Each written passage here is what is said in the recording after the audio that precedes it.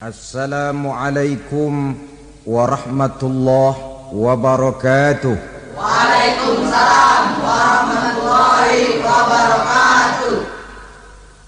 Alhamdulillah wassalatu wassalamu ala sayyidina Rasulillah sayyidina wa maulana Muhammad ibn Abdullah wa ala alihi wa sahbihi wa mawalah. La haula wa la quwwata illa billah, amma ba'du. Bapak-bapak, ibu-ibu, saudara-saudara kaum muslimin rahimakumullah. Pada pertemuan yang lalu sudah saya jelaskan bahwa hidup selalu berakhir dengan kematian. Apabila datang kematian menimpa seseorang, datanglah kiamat baginya. Itu yang disebut dengan kiamat kecil. Hakikatnya mati adalah perpindahan dari kehidupan di dunia ini menuju kehidupan di alam barzakh. Menunggu kita di alam barzakh sampai datangnya saat kiamat. Entah 10 tahun, entah 100 tahun, entah 1000 tahun, hanya Allah saja yang maha tahu. Adapun orang-orang beriman yang melakukan amal kebajikan dalam kehidupan di dunia ini, masa penantian yang lama di alam barzakh buat mereka sebentar saja. Tetapi bagi orang-orang kafir yang ingkar, yang tidak beriman kepada Allah, yang hidup di dunia cuma menumpuk-numpuk dosa, tentu penantian di alam barzakh akan merupakan waktu yang sangat lama. Bukankah dalam kehidupan kita waktu itu memang relatif? Contoh misalnya, bagi pemuda-pemudi yang sedang duduk asyik memadu cinta, waktu 4-5 jam saja rasanya cuma 4-5 menit. Tenggelam oleh keasikan. Tapi buat orang yang berbaring di rumah sakit, meratap di balik-balik apa itu tembok derita kata lagu, di balik dinding-dinding penjara, sehari bagai seminggu, seminggu rasa sebulan, sebulan boleh jadi rasa setahun. Penantian yang sangat lama. Kapan kiamat itu akan datang? Ini rahasia Allah. Jangankan kita yang orang awam, baginda Nabi sendiri tidak diberitahu oleh Allah kapan kiamat itu akan terjadi. Tetapi sungguh pun demikian, banyak hadis-hadis yang menjelaskan ciri atau tanda-tanda datangnya kiamat. Nah, kalau sudah bicara soal tanda kiamat itu ada 2. Pertama yang disebut alamatus sughra, tanda-tanda kecil. Ini waktunya masih ada tenggang. Ada yang dinamakan alamatul kubra, tanda-tanda besar. Artinya kiamat sudah diambang pintu. Apa tanda-tanda kecil dari datangnya hari kiamat itu? Misalnya kata Nabi, apabila ilmu sudah diangkat oleh Allah, artinya apabila ulama sudah banyak wafat, minat orang belajar agama berkurang, lalu kebodohan nampak merajalela di mana-mana, zina dikerjakan secara terbuka, minuman-minuman keras jadi kebanggaan, itu termasuk di antara tanda-tanda kecil terjadinya hari kiamat. Apalagi misalnya iza waladatil ammatu rabbataha, apabila budak sudah melahirkan tuan. Apa maksudnya? Ada yang mentafsirkan apabila anak sudah bisa membudaki orang tuanya. Orang tua yang melahirkan dia, yang membesarkan dia, demi setelah si anak besar jadi orang berpangkat, bertitel, berharta, berkedudukan. Jadilah orang tua itu budaknya. Sehingga sering dibilang kalau orang tua kaya, anak jadi raja. Tapi kalau anak yang kaya, orang tua sering jadi budak. Apalagi munculnya fitnah yang bergelombang, timbul perang antara dua bangsa yang besar, waktu berjalan terasa sangat pendek sekali. Itu merupakan tanda di antara tanda-tanda kiamat. Termasuk di dalamnya sulit membedakan mana laki, mana perempuan. Kan kalau tanda-tanda kayak begini sekarang sudah banyak kita lihat kan? Ulama banyak wafat, penggantinya sulit. Zina dikerjakan berterang-terangan, minuman keras jadi kebanggaan. Banyak anak membudaki orang tuanya, sulit membedakan mana laki mana perempuan. Kadang-kadang dari belakang kita lihat perempuan bener, begitu kita colek nengok jenggotan.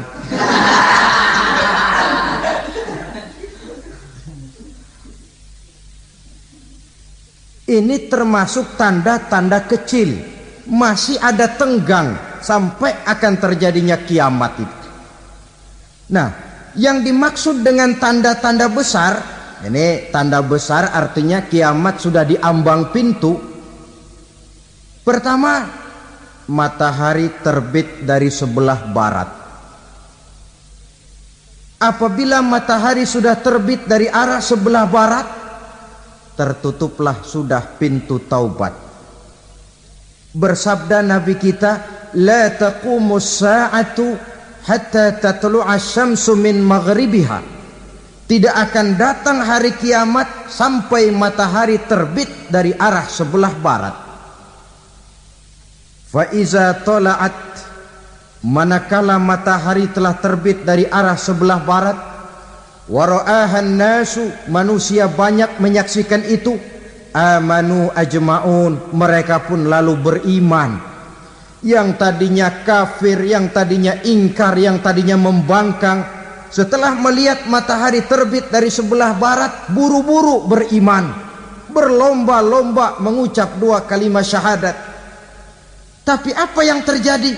Kata Nabi, wadzalika hina la yanfa'u nafsan imanuha lam takun amanat min qabl. Hari itu adalah hari yang iman sudah tidak berguna lagi bagi seseorang apabila sebelumnya memang dia tidak pernah beriman. Au kasabat fi imaniha khaira, atau beriman tetapi tidak pernah melakukan kebajikan di dalam keimanannya itu. Hari yang sudah kasib, hari yang sudah terlambat, beriman tidak akan ada gunanya lagi. Ini pelajaran buat kita. Sebelum sang surya terbit dari sebelah barat, sebelum nafas sampai di tenggorokan, artinya pintu taubat masih terbuka. Kalau dua hal itu sudah terwujud, nafas sudah sampai di kerongkongan atau matahari sudah terbit dari arah sebelah barat, tertutuplah sudah pintu taubat. Tak ada lagi gunanya pangkat, jabatan, harta, bahkan beriman pun dalam suasana macam itu. Too late, kata orang Kulon. Sudah terlambat. Matahari terbit dari arah sebelah barat. Itu tanda besar, artinya kiamat sudah di ambang pintu. Lalu apalagi tanda besar? Munculnya Dajjal. Dajjal artinya pendusta-pendusta yang menyesatkan manusia. Ada dua macam Dajjal, saudara. Ada Dajjal kecil. Ini Dajjal kelas teri. Kalau ini sejak zaman Rasulullah sudah ada itu. Tiap zaman ada. Di zaman Rasulullah misalnya ada yang bernama Aswad al-Unsi. dari Yaman, ada yang namanya Musailamah Al-Kazzab dari Yamamah, ada yang namanya Ibnu Sayyad dari Madinah. Ini dajjal-dajjal di zaman Rasul. Musailamatul Kazzab memproklamirkan diri jadi nabi, dia di zaman Rasul masih hidup. Ini dajjal zaman Nabi. Di zaman sahabat muncul dajjal-dajjal. Di zaman kita sekarang ini dajjal-dajjal pun gentayangan. Dajjal-dajjal kelas teri. Kerjanya mendustakan manusia, menyesatkan manusia, memalingkan manusia dari jalan yang benar dan diridhoi oleh Allah Subhanahu wa taala. Adapun yang merupakan tanda besar dari datangnya kiamat, dajjal-dajjal kelas kakap, pembohong-pembohong besar yang menyesatkan masyarakat manusia berpaling dari jalan Allah mengikuti jalan mereka. Apa sih ciri dajjal itu? Kata Nabi dalam hadis Bukhari Muslim, innad dajjala, sesungguhnya yang namanya dajjal itu yakhruju, satu saat akan muncul mendekati hari kiamat. Wa inna ma'ahu ma'an, si dajjal ini membawa air, wa naran, dan juga membawa api. Dua simbol. Di tangan yang satu dia bawa air, di tangan yang satu dia bawa api. Wa ammal ladzi yarahu an-nasu ma'an fanarun, adapun yang orang banyak lihat air, hakikatnya adalah api. Yang dilihat api, hakikatnya adalah air. Oleh sebab itu, kalau api yang ditawarkan, ambillah air. Kalau air yang ditawarkan, pilihlah api. Maksudnya apa ini? Ini bahasa simbol, saudara-saudara. Dajjal bicaranya seolah-olah untuk kepentingan manusia, menawarkan surga. Surga yang dia tawarkan hakikatnya neraka. Hai manusia, kalau kau mau bahagia, jangan dekat-dekat dengan agama. Solat itu tidak efektif dan efisien, tidak produktif dari segi ekonomi itu. Menghadiri majelis taklim cuma buang-buang waktu. Tahajud, tasbih, tahlil, baca Quran, apa itu? Pekerjaan mubazir saja. Hidup ini cuma sekali, masa yang cuma sekali, manfaatkan dengan sebaik-baiknya. Mumpung, dibawanya sifat mumpung tetapi dalam pengertian yang sangat negatif. Bicaranya seolah-olah untuk kepentingan manusia, tetapi sebenarnya menjerumuskan manusia. Menawarkan air tapi sebenarnya api, menawarkan api tapi hakikatnya air. Buat apa kamu sholat? Buat apa kamu bayar zakat? Buat apa kamu puasa? Surga yang dicanangkan dajjal hakikatnya neraka. Neraka yang digambarkan dajjal pada dasarnya adalah surga. Jadi memutarbalikkan fakta itu kerjaan dajjal. Yang hak jadi batil, yang batil dibilang hak, yang benar jadi salah, yang salah malah jadi benar. Tuntunan disuruh jadi tontonan, tontonan malah menjadi tuntunan. Itu pekerjaan dajjal profesinya. Zamannya Nabi Adam, dajjalnya kan iblis. Betul? Betul. Apa sih rayuan iblis itu? Allah setelah menciptakan Nabi Adam kan bilang, Adam, kau dan istrimu Hawa tinggal di surga ini. Seluruh fasilitas yang ada di surga persilahkan kau nikmati. Satu yang tidak boleh, jangan coba-coba dekati pohon khuldi. Dekat saja jangan, apalagi sampai memetiknya. Datang dajjal yang namanya iblis ini. Adam, kamu tahu nggak kenapa tidak boleh makan buah khuldi? Ya nggak tahu, pokoknya saya dilarang. Bodoh kamu Dam. Khuldun artinya kekal. Kalau kamu makan itu buah, kau akan kekal di surga buat selamanya. Allah tidak kepengen maka dilarang kamu makan buah khuldi. Kalau kau ingin kekal di surga Adam, makan saja. Saya bicara begini ini untuk kepentingan kamu Adam. Ini kan ciri-ciri Dajjal. Bicaranya sih seolah-olah untuk kepentingan Nabi Adam, hakikat sebenarnya menjerumuskan Nabi Adam supaya ingkar dan melanggar larangan dari Allah Subhanahu wa ta'ala. Jadi setelah muncul Dajjal, timbul kekacauan-kekacauan di masyarakat. Banyak yang terpengaruh, terpedaya dan terpesona. Termasuk mereka yang memproklamirkan diri jadi nabi, mereka yang memproklamirkan diri jadi rasul di zaman sesudah Rasulullah wafat. Itu adalah Dajjal. Maka saya ingatkan, kalau di zaman kita sekarang ini ada orang ngaku jadi nabi, ada orang ngaku jadi rasul, biar bahasa Arabnya kental, Quran hafal, hadis ribuan hadis hafal, biar pakai serban sampai menyengser ke tanah, bahasa Arabnya fasih, tapi dia mengaku jadi nabi, jadi rasul, kita umat Islam wajib tidak percaya. Wajib untuk tidak percaya. Itulah dajjal-dajjal zaman kita sekarang ini. Tidak mustahil mereka datang mempengaruhi orang-orang awam supaya berpaling dari Rasulullah, mengikuti mereka. Nah, di akhir zaman nanti, mendekati hari kiamat, Dajjal ini muncul. Dajjal kelas kakap, menyesatkan masyarakat manusia untuk berpaling dari Islam, mengikuti seruan mereka.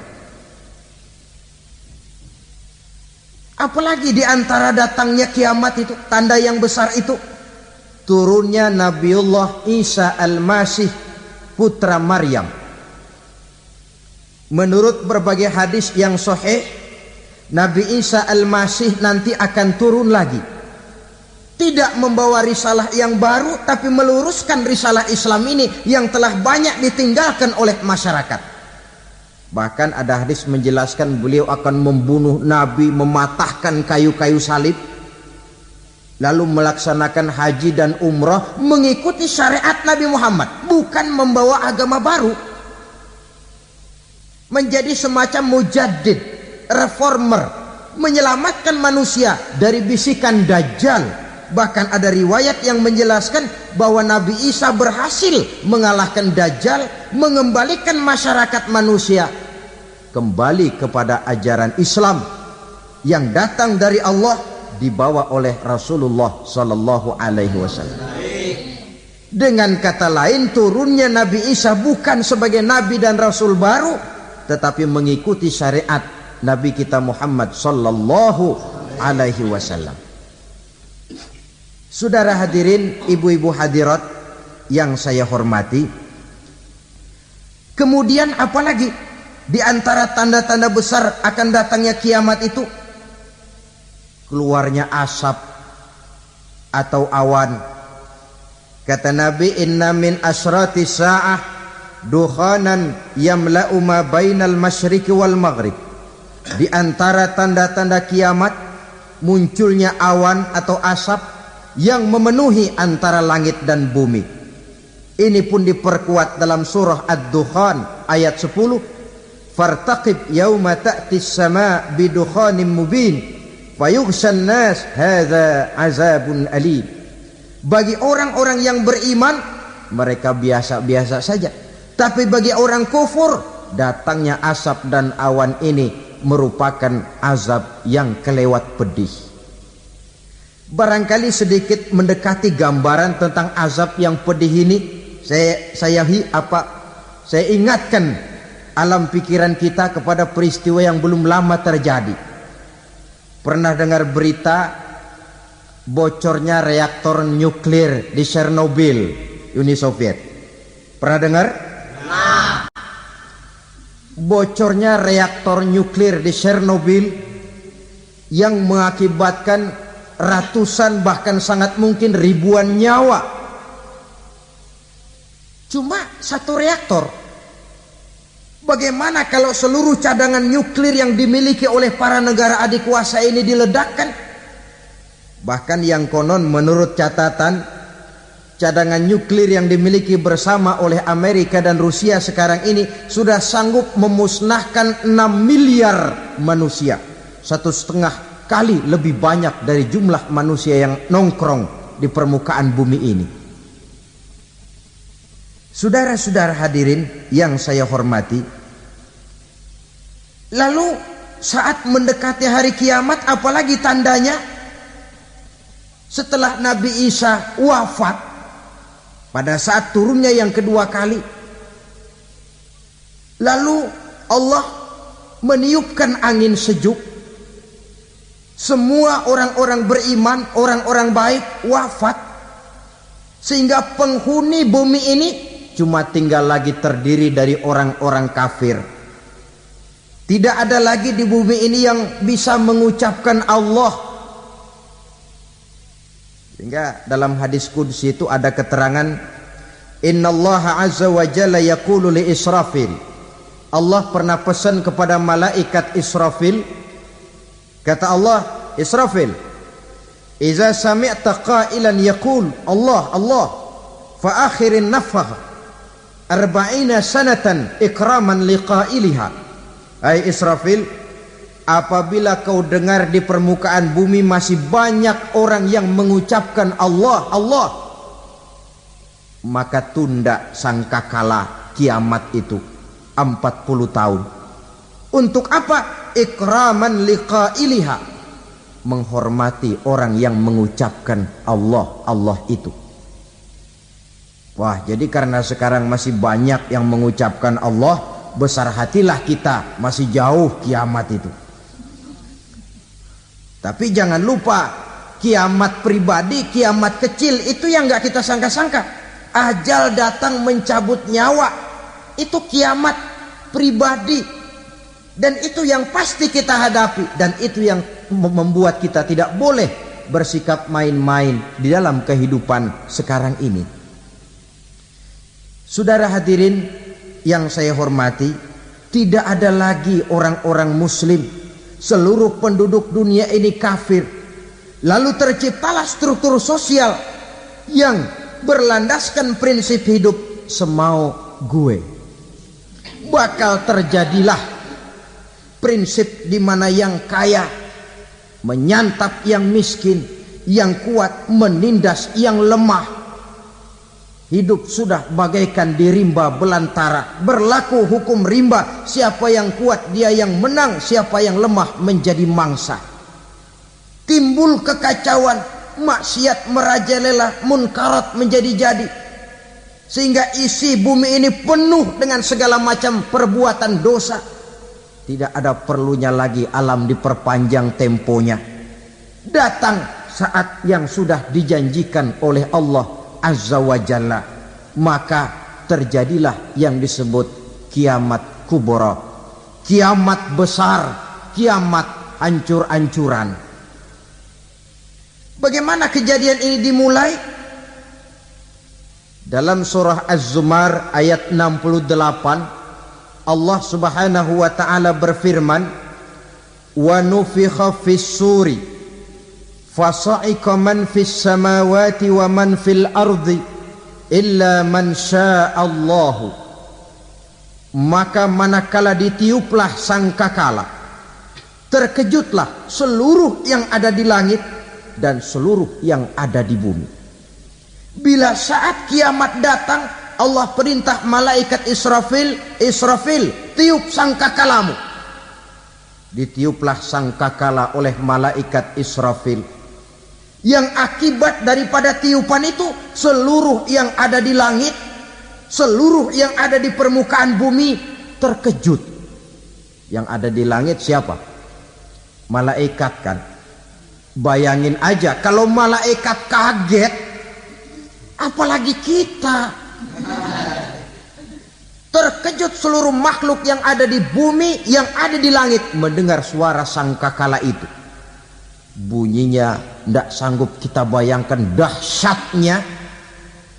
ledakan nuklir, ledakan neutron, belum apa-apa ketimbang bunyi sangkakala malaikat Israfil ini. Nah, lalu mendengar bunyi sangkakala ini, gemparlah makhluk, kacaulah alam. Bumi gempa, planet-planet bertabrakan, gunung meletus, air laut tumpah ke darat, angin topan bertiup, halilintar menyambar. Lalu semua yang bernama hidup mati total. Mati bareng tanpa persiapan. La haula wala quwata illa billah. Saya kadang-kadang dalam tafakur bermohon, ya Allah, mudah-mudahan saya enggak nemuin kiamat beneran. Ngeri. Tidak bisa kita bayangkan macam apa suasana seperti itu. Allah saja banyak memberikan gambaran, misalnya Al-Qari'ah, wa mal qari'ah, wa ma adraka mal qari'ah. Kejadian yang menggemparkan. Tahukah kamu apa kejadian yang menggemparkan itu? Yauma yakunun nasu kal farasil mabsus wa takunul jibalu kal ihnil manfus. Pada saat itu manusia berterbangan bagai kupu-kupu, gunung berterbangan seperti kapas ditiup angin. Gunung saja macam kapas, konon lagi manusia.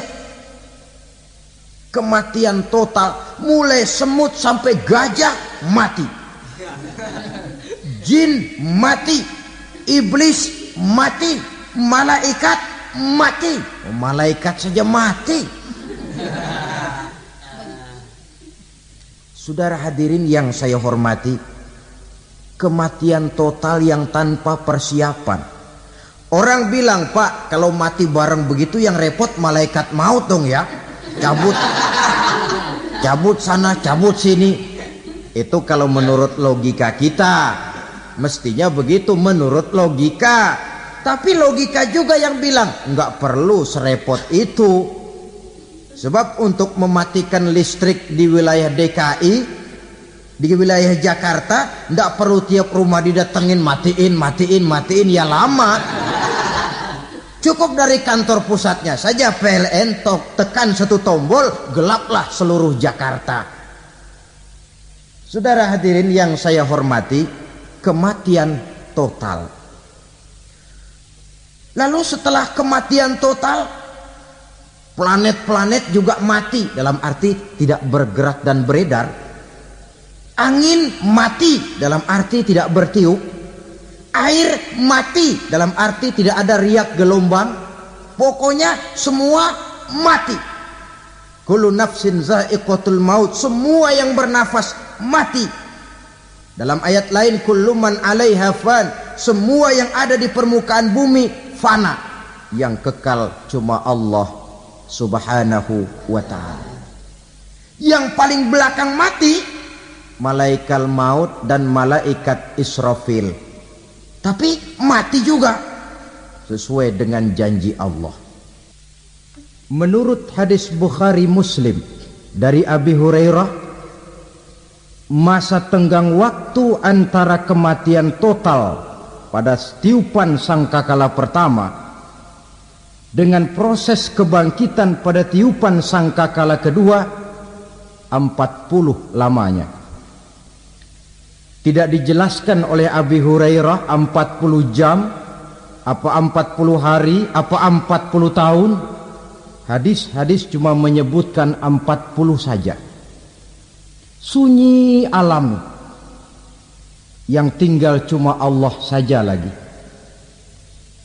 Ketika itu Allah berseru-seru, katanya, limanil mulkul yauma. Siapa para penguasa hari ini? Mana itu raja-raja dan penguasa yang dulu mengaku jadi Tuhan? Fir'aun. Mana Fir'aun sekarang? Yang dulu jadi raja, merasa berhasil, sombong, lalu tidak mau turun-turun dari kekuasaannya. sampai kepada puncak kekurang ajarannya mengangkat diri jadi Tuhan. Mana itu Fir'aun? Namrus, mana sekarang Namrus? La ilaha illa ana, ternyata tidak ada Tuhan lain selain daripada aku, kata Allah. Proses kemudian, saudara-saudara, turunlah hujan dari langit. 40 lamanya hujan itu. Tidak jelas juga 40 jam apa 40 hari. Setelah air turun membasahi, datanglah tiupan sangkakala yang kedua. Semua yang bernama mati bangkit dari kuburnya masing-masing. Ini yang disebut Yaumul Ba'thi, hari kebangkitan. Allahu Akbar. Pada saat kita bangkit dari kubur kita masing-masing, kumpul di padang mahsyar namanya. Bayangin aja, saya sendiri nggak sanggup bayangin. Manusia sejak zaman Adam sampai zaman kiamat kumpul bareng di tempat sama. Berapa banyaknya itu?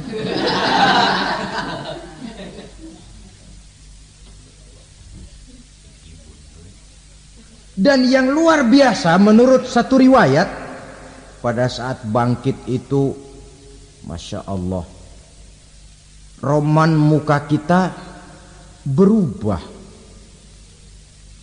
disesuaikan dengan amalan kita waktu di dunia ini.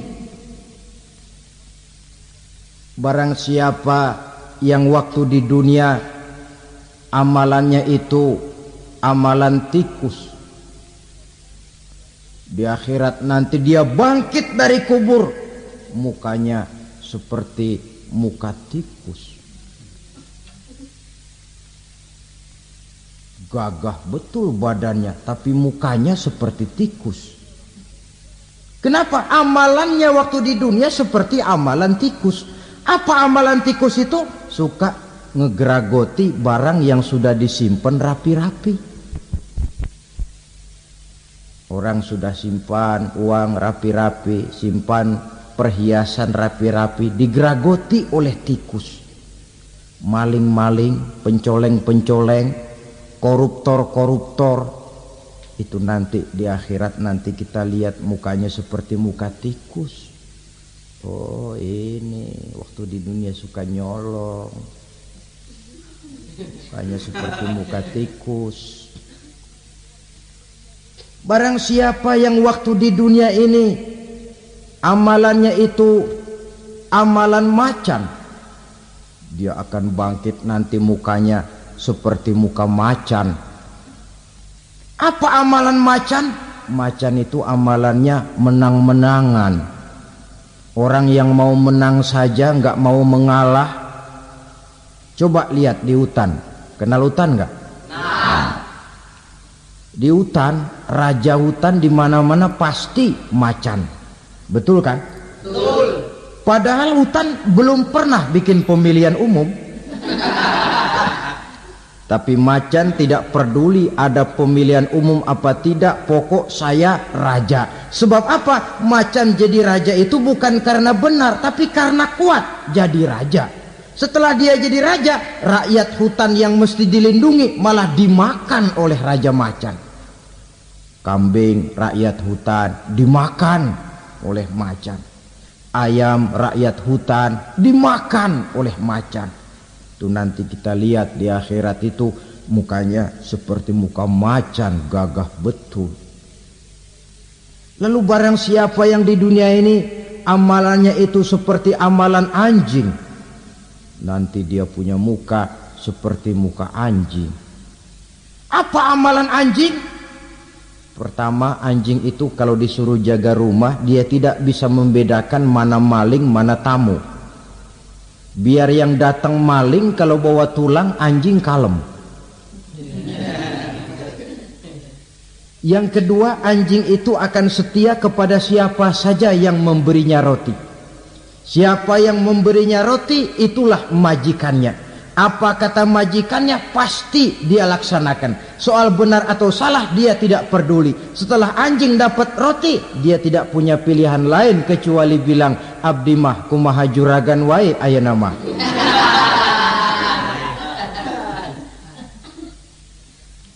Saudara hadirin yang saya hormati, berkumpul di padang mahsyar, tiap orang sibuk dengan persoalannya masing-masing. Matahari waktu itu didekatkan oleh Allah, panas luar biasa. Ada yang saking panasnya itu mencucurkan peluh keringat sampai sebatas mata kakinya. Ada yang keringatnya sampai sedengkulnya, ada yang keringatnya sampai sepusatnya, ada yang keringatnya mengalir sampai sebahunya. Ada yang kelelap oleh keringatnya sendiri, sementara orang di sampingnya nggak apa-apa.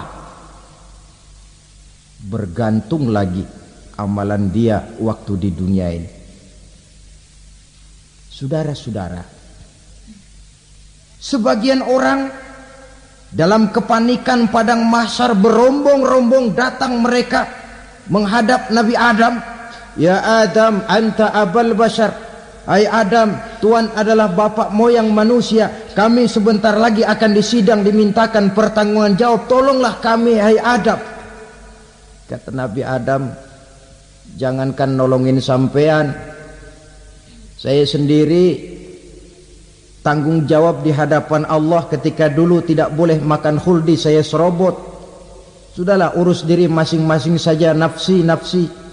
Begitu kata Nabi Nuh, begitu kata Nabi Ibrahim. Tiap orang bertanggung jawab sendiri-sendiri. Ketika itulah saudara-saudara, nikmatnya menjadi umat Nabi besar Muhammad sallallahu alaihi wasallam. Sebab apa? Walaupun menurut abjad kita ini umat paling belakang, paling belakang kita ini toh, karena Nabi Muhammad adalah Nabi akhir, tapi akan dihisap lebih dulu, lewat di atas sirat lebih dulu, masuk surga lebih dahulu ketimbang umat-umat belakangan. Ketika Rasul mendekati ajal, beliau tanyakan itu kepada malaikat Jibril. Malaikat Jibril berkata, Muhammad jangan khawatir, Allah sudah berjanji, inni haramtul jannata ala sairil anbiya hatta tadkhulaha anta, wa haramtuha ala sairil umami hatta tadkhulaha ummatuka. Surga aku haramkan buat seluruh nabi kecuali kalau engkau Muhammad sudah masuk ke dalamnya, dan surga aku haramkan buat seluruh umat kecuali kalau umatmu Muhammad sudah masuk ke dalamnya. Logikanya, walaupun menurut abjad kita umat paling belakang, bakal dihisap paling dulu, lewat di atas sirat paling dulu, masuk surga paling dulu, kalau mampir ke neraka juga paling dulu. Ya resiko. Jangan mau enaknya aja paling dulu. Saudara hadirin yang saya hormati, setelah masa kebangkitan itu jangan dikira begitu bangkit langsung diperiksa. Masih menunggu menanti ribuan tahun perhitungan padang mahsyar untuk sampai kepada proses yang disebut yaumul hisab, hari perhitungan. Seorang demi seorang bakal dipanggil. Bayangkan saja, kita se-RT saja di absen, kadang-kadang perlu waktu lama. Ini manusia sejak zaman Nabi Adam sampai datang hari kiamat, satu demi satu disidang di hadapan Qadhi Rabbul Jalil. Status sosial copot sudah waktu itu. Yang pernah jadi hartawan di situ tidak lagi kelihatan kehartawanannya. Yang pernah jadi jenderal tidak lagi dipanggil jenderalnya. Yang ustadz tidak lagi dipanggil al-mukarramnya. Seluruh status sosial selesai. Dipanggillah kita seorang demi seorang menghadap Qadhi Rabbul Jalil. Bagaimana proses penghisaban itu? Pertama, proses tanya jawab. Di antaranya ada hadis menyatakan lan tazula qadama 'abdin yaumal qiyamah hatta yus'ala an arba'i khisalin. Besok di hari kiamat tidak akan bergeser telapak kaki seorang hamba sampai dia ditanya lebih dulu tentang 4 persoalan. Tentang ilmunya. Kemana ilmu itu diamalkan? Tentang umurnya. Di mana umur itu dihabiskan? Tentang masa mudanya. Kemana masa muda itu dipakai? Tentang hartanya. Dari mana harta itu didapat dan kemana harta itu dibelanjakan. Ini termasuk proses tanya jawab. Jadi kalau istilah pengadilan dunia, nama Fulan bin Fulan. Kamu waktu di dunia diberikan umur panjang untuk apa? Pernah mengalami masa muda, kemana kau habiskan masa remajamu? Kau diamanahkan ilmu, dengan apa ilmumu kau amalkan? Kau diberikan harta, dari mana harta kau dapat, kemana kau belanjakan? Tak seorang pun yang bisa mungkir. Sebab apa? Dikala itu yang menjadi saksi bukan orang. Yang menjadi saksi adalah seluruh anggota badan kita.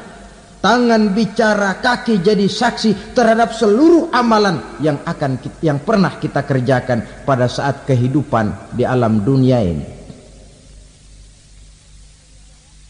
Selesai proses tanya jawab, lalu diperlihatkan buku catatan kita waktu hidup di dunia ini. Jangan lupa Allah itu menyiapkan 2 superkomputer kepada kita. Sebelah ditempelin sebelah kanan, yang sebelah tempelin di sebelah kiri. Komputer itu namanya Raqib dan Atid. 2 malaikat yang apabila baik kita lakukan, refleks saja akan menulis kebajikan kita. Jahat kita kerjakan, akan tertulis. Catatan itu nanti diperlihatkan kepada kita. Waduh, alangkah malunya pada saat diperlihatkan catatan kita, buku rapot kita merah melulu. Barangkali diperiksa sambil diomelin, brengsek lo. Buku merah melulu begini, bagaimana waktu hidup di dunia? Tidak cukup diperlihatkan buku catatan kehidupan, rekaman kehidupan. Rekaman kehidupan kita secara utuh sejak terlahir sampai ajal datang merenggut nyawa. Barangkali mirip dengan video sekarang ini, di mana terekam dengan baik seluruh kegiatan kita sejak yang sekecil-kecilnya sampai kepada yang sebesar-besarnya. Untuk kemudian kita pun menerima balasan. In khairan fa khairun wa in syarran fa syarrun. Kalau baik ya baik balasannya, kalau jahat ya jahat juga balasannya. Catatan-catatan kita diberikan. Kalau banyak kebajikannya diberikan di tangan kanan dengan cara yang halus. Kalau banyak kejahatannya diberikan dari sebelah kiri atau dilempar dari belakang. Itulah sebabnya sejak di dunia ini kita sudah mohon kepada Allah. Ketika berwudu membasuh tangan kanan, apa kita bilang? Allahumma a'tini kitabi biyamini wa hasibni hisaban yasira. Ya Allah, berikan saya kitab di tangan kanan, dan kalau saya memang perlu dihisap, hisaplah saya yang seringan-ringannya. Tangan kiri berlindung kita kepada Allah, jangan sampai diberikan kitab di tangan kiri atau dari arah sebelah belakang. Wa a'udzubika an tu'tiya kitabi bishimali aw min wara'i zuhri, dari arah sebelah belakang. Na'udzubillah min dzalik. Setelah selesai lewat proses penghisaban, lewat mizan, timbangan, maka yang sudah selesai dihisab itu bergeraklah menuju sirat, jembatan yang terbentang menuju surga melalui neraka. Saudara-saudara, panjangnya perjalanan sirat itu memakan waktu ratusan tahun. Tetapi orang yang lewat di atas sirat pun macam-macam, bergantung amalannya ketika di dunia ini. Ada yang lewat di atas sirat itu kal barqil khatib, seperti kilat yang menyambar, lep, sudah sampai dia di surga. Cepat bukan main. Ada yang lewat di atas sirat itu seperti orang lari-lari. Ada yang lewat di atas sirat itu seperti orang jalan biasa. Ada yang sambil merangkak, ada yang sambil ngesor, ada yang sambil gelayutan. Ada yang selamat sampai ke ujung ke surga, ada yang tergelincir jatuh masuk ke dalam neraka, bergantung amalannya dalam kehidupan di dunia sekarang ini. Tiap kita akan melewati yang namanya sirat ini. Saudara-saudara kaum muslimin yang saya hormati, dengan demikian mereka yang selamat melalui sirat sampai ke terminal akhir surga, mereka yang ketika dihisab ternyata banyak kejahatannya daripada kebaikannya, mereka singgah di dalam neraka. Nah, adapun orang-orang yang beriman menurut ayat Quran dan hadis Nabi itu nanti ada bermacam-macam. Ada orang beriman itu yang dimasukkan surga. Ada orang beriman itu yang dimasukkan ke dalam surga. Ada orang beriman itu yang disebut penduduk surga. Kenapa lain-lain, Pak? Karena waktu di dunia amalannya juga lain-lain. Ada orang beriman yang masuk surga. Ini paling murah tiketnya. Mau masuk surga? Kata Nabi begini, ma min abdin qala la ilaha illallah thumma mata ala dhalik illa dakhalal jannah. Kalau seorang hamba sudah mengucap dua kalimat syahadat, dia yakin dengan kebenaran kalimat itu sampai matinya, orang itu akan masuk surga. Abi Dzar yang waktu itu diajak bicara heran, ya Rasul kok gampang betul? Iya, walaupun orang itu mencuri, iya, walaupun orang itu berzina, iya, biar dia mencuri, biar dia berzina, kalau dia sudah mengucap dua kalimat syahadat, dia yakin dengan kebenaran kalimat itu sampai matinya, itu orang akan masuk surga. Jadi masuk surga cukup dua kalimat syahadat, yakin sampai mati, masuk surga. Itu perkara masuk. Tapi kalau pertanyaannya diterusin, masuknya kapan, Pak? Nah, ini lain lagi urusannya. Sebab ada yang masuknya itu langsung, ada yang mampir dulu.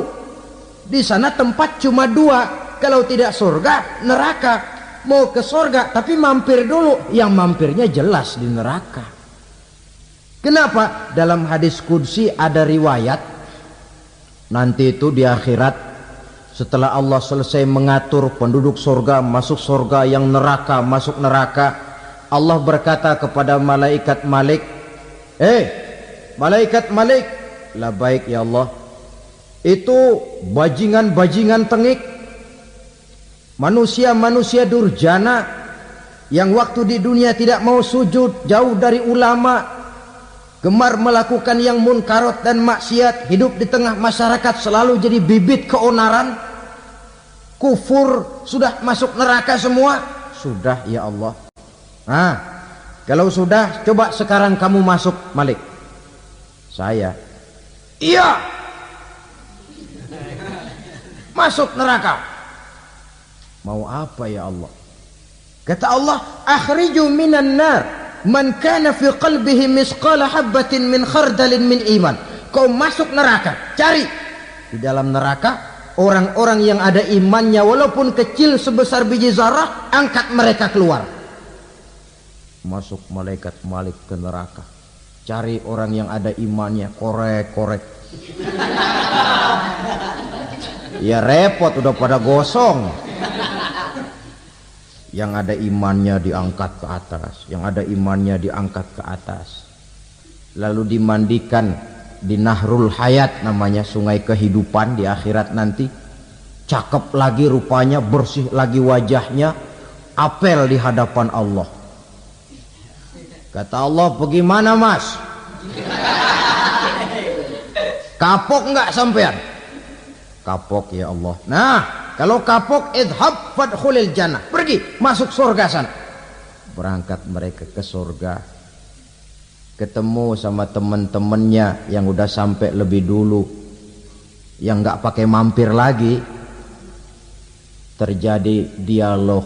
Kata teman-temannya yang udah pada nyampe duluan, mas, iya, emang baru sampai? Saya baru sampai. Memang mampir di mana dulu mas? Kita sudah lama sampai di surga. Saudara buka surah Al-Muddatsir ayat 34-35. Ma salakakum fis saqar? Kenapa kamu mampir di neraka Saqar? Qalu lam nakum minal musallin. Mereka menjawab, kami mampir di neraka Saqar mas, gara-gara dulunya kami waktu di dunia ndak pernah sholat. Ndak pernah sholat? Ndak pernah. Kan rumahnya dekat masjid, cuma dekat doang mas. Sholat mah enggak saya. Enggak pernah ngasih makan fakir miskin, enggak pernah hadir di majelis taklim, pendeknya enggak pernah melakukan kebajikan. Maka saya pun mampir di neraka Saqar. Untung betul saya punya iman mas, sedikit. Waktu hidup di dunia dulu saya pernah mengucap 2 kalimat syahadat. Sekali-kalinya waktu mau kawin. Masya Allah. Untung saja kawin. Kalau nggak kawin polos.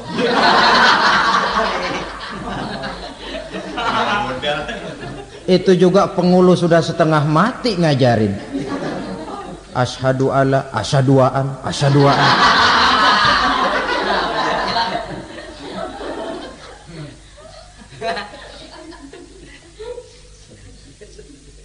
Ini namanya masuk surga, ada mampir dulu. Ada pula orang mukmin itu yang dimasukkan surga. Namanya dimasukkan kan terima beres. Saya masuk ke rumah, jalan sendiri, cari tempat sendiri. Saya dimasukkan ke dalam rumah, terima beres, pokok ada di dalam, itu dimasukkan namanya. Nggak pakai mampir. Tapi tentu tiketnya lebih mahal ketimbang yang pertama tadi. Apa kata Allah? Innal ladzina amanu wa amilus solihat la ukaffiranna anhum sayyi'atihim wa la udkhilannahum jannah. Sesungguhnya orang-orang yang beriman kemudian beramal soleh, kami hapuskan segala dosa dan kesalahannya, kami masukkan mereka ke dalam surga. Lihat ayatnya, Allah yang memasukkan, kita yang dimasukkan. Tidak pakai transit, tidak usah mampir. Cuma tidak cukup syahadat, tidak cukup amanu, tapi diiringi dengan wa amilus sholih. Iman, amal. Tidak cukup syahadat, lalu dibuktikan dia sholat, dia zakat, puasa, lalu dia melakukan berbagai macam kebajikan. Ini yang menyebabkan dia tidak pakai mampir di tempat yang bernama Saqar. Lalu ada pula orang mukmin itu yang disebut penduduk surga. Wah, ini sudah VIP ini. Ashabul jannah, penduduk surga. Siapa mereka? Kata Allah, innal ladzina amanu summa istaqamu fala khaufun 'alaihim wala hum yahzanun ulaika ashabul jannah hum fiha khalidun. Sesungguhnya orang-orang yang beriman lalu istiqamah, tetap dalam melaksanakan perintah Allah, tidak goyah, tidak labil tapi stabil, istiqamah, mereka tidak takut dan tidak bersedih hati. Merekalah penduduk surga. Iman, istiqamah. Tidak punya duit, sembayang. Banyak duit, sembayang. Miskin, sembayang. Kaya, tetap sembahyang, istiqomah. Kadang orang kalau susah rajin ke masjid, banyak duitnya ngelihat masjid melengos. Itu yang dibilang waktu miskin hamba Allah, setelah kaya jadi hamba harta. Bergeser, tidak ada nilai istiqomahnya. Saudara-saudara, dengan begitu penduduk neraka itu dua. Ada penduduk permanen, ada penduduk yang semi permanen. Yang semi permanen orang-orang beriman yang mempunyai dosa besar. Mereka masuk ke neraka untuk menerima azab sesuai dengan dosanya. Bila selesai masa azab itu, mereka akan diangkat untuk ditempatkan kembali ke dalam surganya Allah Subhanahu wa ta'ala. Nah, dikala itulah saudara-saudara, ada yang disebut syafaat dari Rasulullah sallallahu alaihi wasallam. Tapi tentu jangan lupa, syafaat ini ibarat kain menambal dia. Kita punya kain bolong-bolong sedikit, syafaat yang menambal. Solat kita ada kurang dikit, sedekah kita ada campur riak dikit, amalan kita ada tidak karena Allah dikit, kita berharap syafaat. Jadi biarlah kain masih bolong-bolong, yang penting punya kain. Tapi kalau kainnya tidak ada, yang ditambal apanya? Sholat tidak, puasa tidak, zakat tidak, berharap syafaat saja, ya, terlalu berlebihan itu. Saudara hadirin yang saya hormati, apabila selesai proses penghisaban, proses penghitungan, maka dikala itulah manusia terbagi dalam dua kelompok besar. Fariqun fil jannah wa fariqun fis sa'ir. Sekelompok orang-orang beruntung yang masuk ke dalam surga, dan sekelompok lagi masuk ke dalam neraka. Akan memakan waktu untuk menceritakan sifat surga dan neraka, tapi insya Allah pada kesempatan pertemuan lain saya sampaikan. Namun sebagai gambaran umum cukuplah saya sampaikan sebuah hadis qudsi. Allah jelaskan, a'dadtu li'ibadiyas salihin ma la ainun ra'at wa la uzunun sami'at wa la khatara fi qalbil bashar. Aku sediakan buat hamba-hambaku yang soleh, yang tidak pernah terlihat oleh mata, tidak pernah terdengar oleh telinga, dan belum pernah terdetik dalam hati manusia. Jadi kenikmatan surga belum pernah dilihat mata, belum pernah didengar telinga, belum pernah terdetik dalam hati. Pedihnya azab neraka belum pernah terlihat mata, belum pernah terdengar telinga, belum pernah terdetik dalam hati. Saudara hadirin yang saya hormati, oleh karena itu, sebagai uraian akhir daripada kiamat ini, marilah sama-sama kita memanfaatkan hidup dengan sebaik-baiknya, supaya jangan timbul penyesalan di hari kemudian nanti. Mudah-mudahan kita seluruhnya diselamatkan Allah dari azab neraka dan mendapat surga dan ridhonya. Sekian dan demikianlah pertemuan kita kali ini. Terima kasih banyak atas segala perhatian. Mohon maaf atas segala kekurangan. Usikum wa nafsi bitaqwallah. Wassalamualaikum warahmatullahi wabarakatuh. Waalaikumsalam warahmatullahi wabarakatuh.